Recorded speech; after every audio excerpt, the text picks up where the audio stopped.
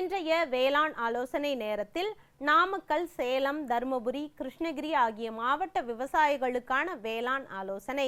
தற்போது நிலவும் தட்பவெட்ப சூழ்நிலையில் 3 to 6 மாத வயதுடைய வாழையில் பாக்டீரியா இலை அறிகுறிகள் காணப்படுகின்றன. மரத்தின் அடிப்பகுதியில் உள்ள இலைகளின் ஓரத்தில் கருகி காய்ந்து இலைகள் மஞ்சளாகி மற்றும் வளர்ச்சி குன்றி காணப்படும்.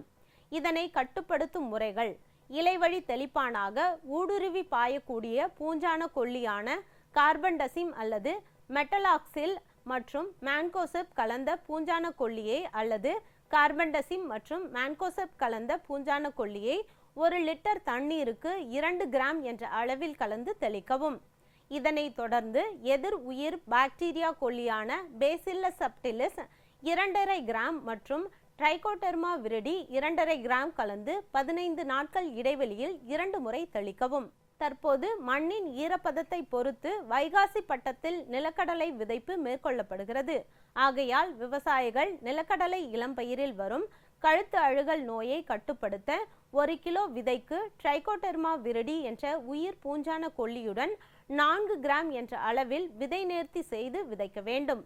மேலும் விதைத்தவுடன் மண்ணின் மேற்பரப்பில் ட்ரைகோடெர்மா விரிடி 1 கிலோ மற்றும் 10 கிலோ மக்கிய சாணத்துடன் கலந்து தூவ வேண்டும்.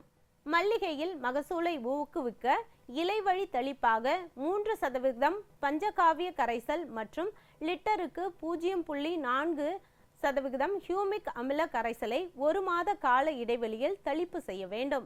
ஆட்டுக்கொல்லி நோய் ஒரு முக்கிய நச்சுயிரி நோயாகும். இந்நச்சுயிரி ஆடுகளில் கடுமையான தொற்று நோயை ஏற்படுத்துகின்றது.